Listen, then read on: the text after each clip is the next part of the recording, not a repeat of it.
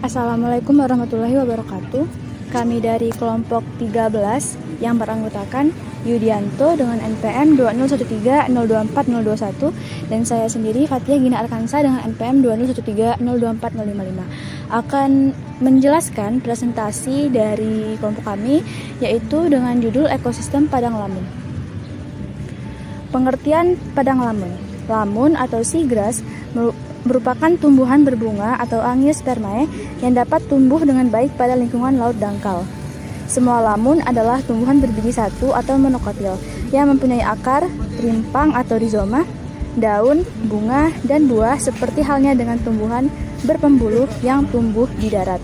Lamun senantiasa membentuk hamparan permadani di laut yang dapat terdiri dari satu spesies atau monospesifik, banyak terdapat di daerah temperate atau lebih dari satu spesies, yang disebut juga dengan multispesifik, yaitu banyak terdapat di daerah tropis, yang selanjutnya disebut sebagai padang lamun. Ekosistem padang lamun merupakan suatu ekosistem yang kompleks dan mempunyai fungsi dan manfaat yang sangat penting bagi perairan wilayah pesisir. Secara taksonomi, lamun atau seagrass termasuk ke dalam kelompok Angiospermae yang hidupnya terbatas di lingkungan laut yang umumnya hidup di perairan dangkal wilayah pesisir. Karakteristik padang lamun. Bentuk vegetatif lamun dapat memperlihatkan karakter tingkat keberagaman yang tinggi, di mana hampir semua genera memiliki rizoma yang berkembang dengan baik, serta bentuk daun yang memanjang atau linear, yang berbentuk sangat panjang seperti ikat pinggang atau belt, kecuali jenis Halophila yang memiliki bentuk lonjong. Berbagai bentuk pertumbuhan tersebut mempunyai kaitan dengan perbedaan ekologi lamun.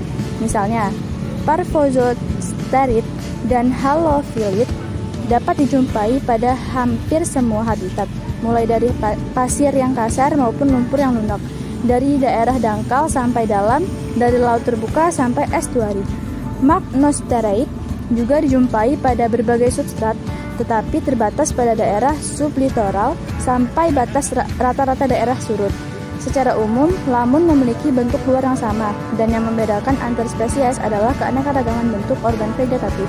Berbeda dengan rumput laut atau marine alga atau seaweeds, lamun memiliki akar sejati, daun, pembuluh internal yang merupakan sistem yang menyalurkan nutrien, air, dan gas. Ciri morfologi komunitas lamun. 1. Akar lamun.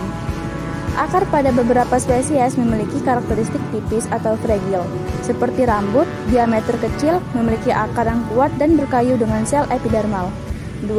Rizoma dan batang.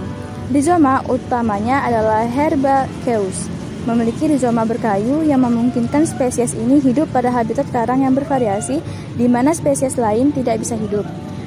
Daun seperti semua tumbuhan monokotil, daun lamun diproduksi dari meristem basal yang terletak pada potongan rizoma dan percabangannya.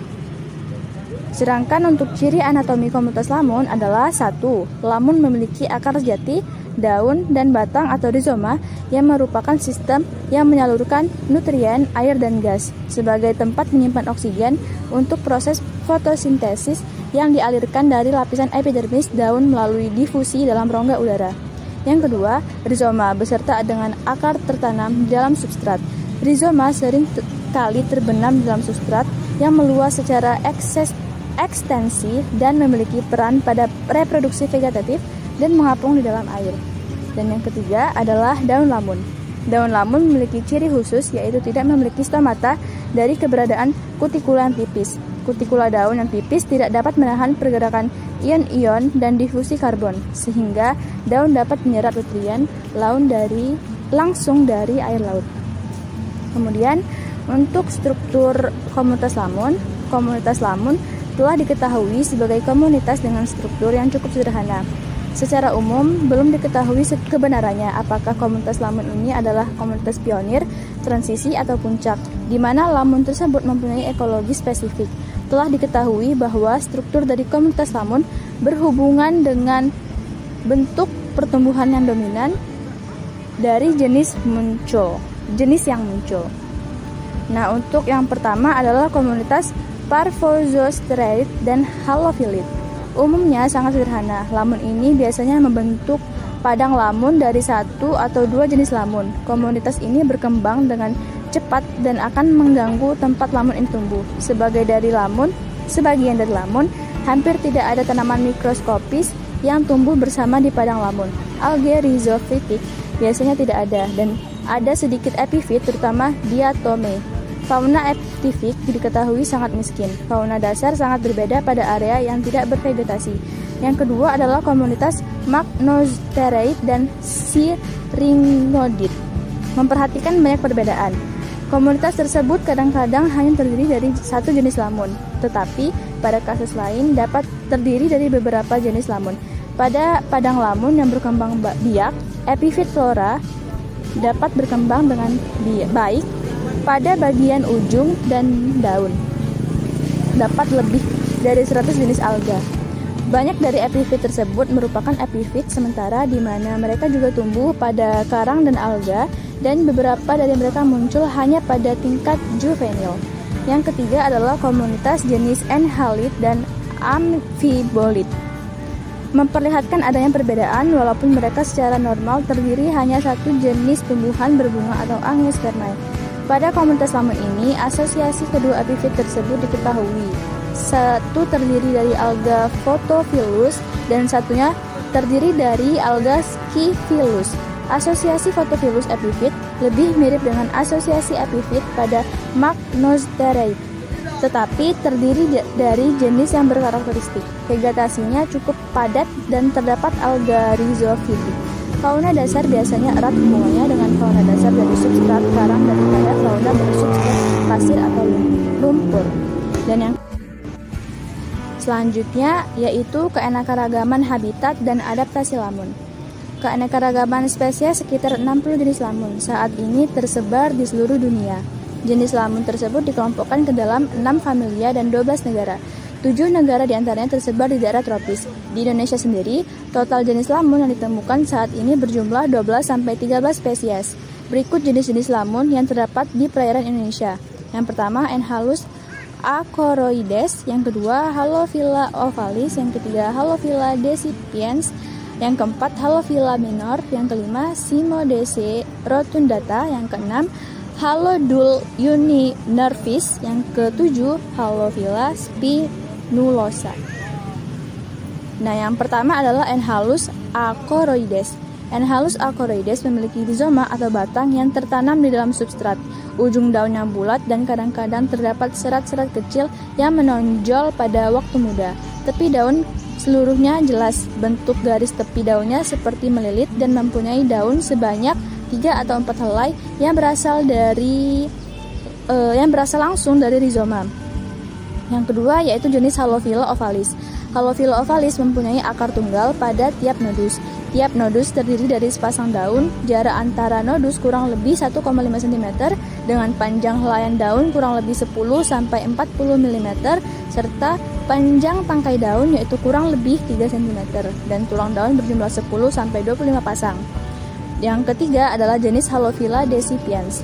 Halophila decipiens memiliki daun yang berbentuk seperti dayung dan seluruh tepi daun bergerigi. Terdapat sepasang petiol secara langsung dari rizoma. Ditemukan sepanjang daerah tropis dan subtropis. Kemudian yang keempat yaitu Halophila minor. Halophila minor merupakan daun berbentuk bulat dan panjang. Panjang daunnya sekitar 0,5-1,5 cm. Pasangan daun dengan tegakan pendek. Dan yang kelima adalah Cimodece rotundata.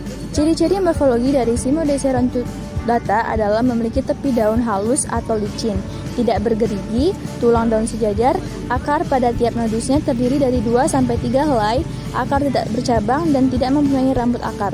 Selain itu, tiap nodusnya hanya terdapat satu tegakan. Menurut Cordy, tahun 2011, spesies Cimodece rotundata ini tumbuh di substrat pasir, pecahan karang dan sedikit berlumpur. Dan yang keenam adalah Halodul uninervis. Memiliki ujung daun yang berbentuk gelombang menyerupai bentuk huruf W. Jarak antara nodus kurang lebih 2 cm dan rimpangnya berbuku-buku. Setiap nodusnya berakar tunggal, banyak dan tidak bercabang. Selain itu juga setiap nodusnya hanya terdiri dari satu tegakan dan tiap tangkai daun terdiri 1-2 helai daun. Yang ketujuh adalah Halophila spinulosa. Halophila spinulosa memiliki struktur daun yang berpasangan dan sejajar dengan satu tegakan. Setiap pinggiran daun bergerigi. Selanjutnya akan dijelaskan oleh rekan saya. Selanjutnya yaitu habitat lamun. Tumbuhan ini dapat hidup pada perairan dangkal, estuaria yang memiliki kadar garam yang tinggi, serta daerah yang terkena genangan air pada saat air surut. Lamun biasanya tumbuh pada substrat pasir, lumpur berpasir, bahkan sampai terumbu karang. Ditemukan pada daerah pasang surut sampai pada zona subtidal selama masih terkena cahaya matahari. Habitat lamun terdapat pada perairan laut dangkal, estuaria dengan kadar garam tinggi, yang paling penting hidup tergenang pada saat laut surut. Lamun tumbuh pada daerah mid-interdital sampai kedalaman 50-60 meter. Namun mereka tampak sangat melimpah di daerah sublitoral. Jumlah spesiesnya lebih banyak terdapat di daerah tropik daripada daerah ugahari. Lamun tumbuh subur terutama di daerah pasang surut terbuka serta perairan pantai yang dasarnya berupa lumpur, pasir, kerikil, dan patahan karang mati dengan kedalaman 4 meter. Di perairan yang sangat jernih, beberapa jenis lamun bahkan ditemukan sampai kedalaman 8-15 dan 40 meter. Selanjutnya, adaptasi yang pertama yaitu adaptasi morfologi. Adaptasi morfologi adalah penyesuaian bentuk tubuh makhluk hidup terhadap lingkungannya. Contoh adaptasi morfologi pada lamun adalah sistem perakaran lamun yang seperti jangkar sehingga tertancap kuat pada substratnya, lalu batangnya yang terbenam ke dalam substratnya atau disebut rizom. Selain itu, daun lamun tidak memiliki stomata namun dilengkapi dengan kutikel yang tipis. Kemudian adaptasi yang kedua yaitu adaptasi fisiologi. Adaptasi fisiologi adalah menyesuaikan makhluk hidup dengan cara melakukan fisiologis pada tubuhnya. Contoh adaptasi fisiologis adalah tudung akar lamun dapat menyerap nutrisi dan melakukan fiksasi nitrogen.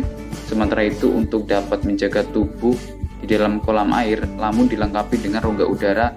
Yang paling penting dalam adaptasi lama adalah cara reproduksinya yaitu hidrofilus. Selanjutnya yang ketiga yaitu adaptasi kultural.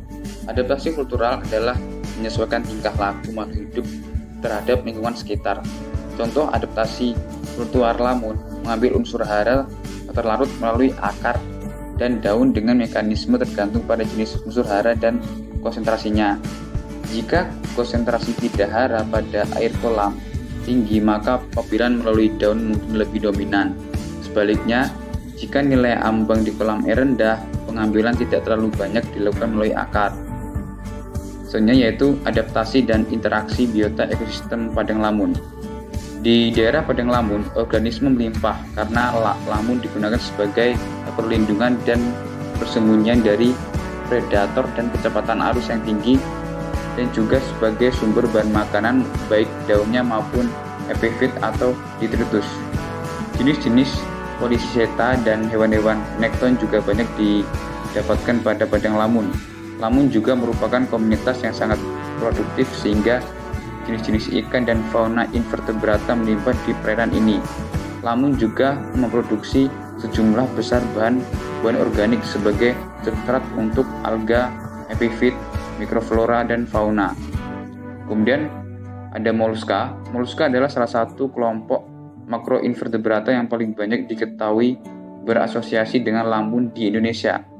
Dan mungkin yang paling banyak dieksploitasi telah didemonstrasikan bahwa 20% sampai 60% biomasa epifit pada padang lamun dimanfaatkan oleh komunitas epifauna yang didominasi oleh gastropoda.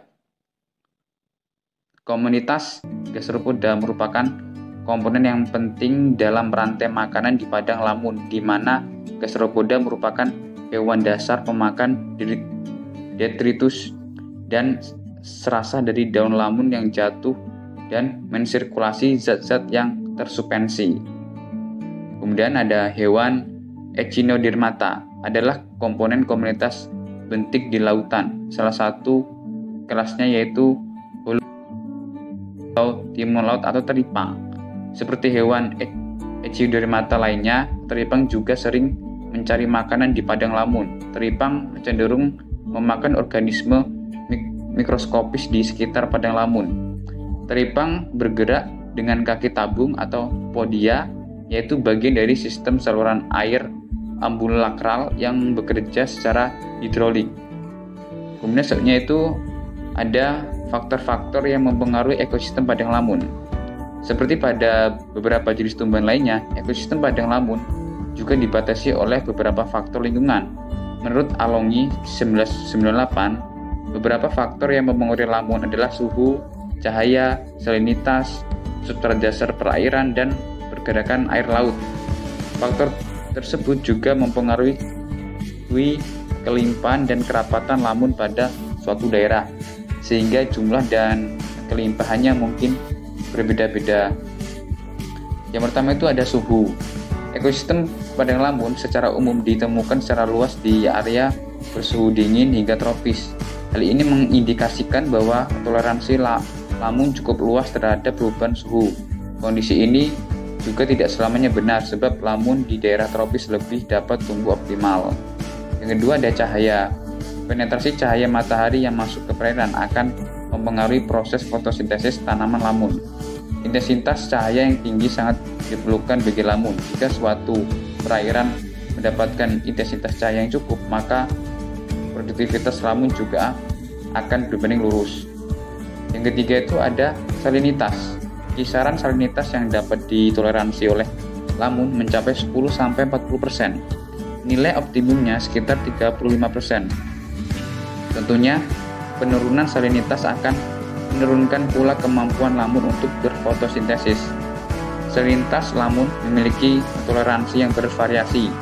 Salinitas juga dapat berpengaruh pada biomasa, kerapatan, lebar daun, hingga kecepatannya dalam memulihkan diri. Yang keempat, substrat dasar perairan. Padang lamun dapat hidup pada berbagai tipe sedimen, mulai dari area berlumpur sampai karang. Substrat merupakan kebutuhan utama bagi pengembangan padang lamun. Peranan kedalaman substrat mencakup dua hal, yakni pelindung tanaman dari arus laut serta tempat pemasok dan pengelolaan nutrien. Yang kelima, pergerakan air laut. Produktivitas padang lamun begitu dipengaruhi oleh kecepatan arus sebuah perairan. Ketika kecepatan arus 0,5 per detik, Thalesia testudium yang merupakan salah satu jenis tanaman lamun dapat memiliki kemampuan maksimal untuk tumbuh. Selanjutnya, metode monitoring lamun. Monitoring adalah pengamatan berulang-ulang pada suatu sistem, biasanya untuk mendeteksi perubahan. Monitoring pada lamun adalah pengamatan berulang-ulang pada padang lamun di suatu daerah tertentu untuk mengetahui status dan kondisi padang lamun tersebut apakah stabil, meningkat atau menurun. Kegiatan monitoring padang lamun berperan penting dalam pengelolaan lingkungan pesisir karena dua hal, yakni kegiatan ini merupakan suatu metode untuk meningkatkan praktik pengelolaan dan dapat menyediakan informasi mengenai status dan kondisi padang lamun. Selain itu, data dan informasi mengenai penurunan padang lamun di Indonesia masih terbatas, sehingga pengamatan luasan padang lamun yang rusak atau hilang menjadi sangat penting. Sekian hasil presentasi kelompok kami. Jika ada kesalahan kata dan hal-hal yang tidak berkenan, saya mohon maaf dan saya akhiri. Wassalamualaikum warahmatullahi wabarakatuh.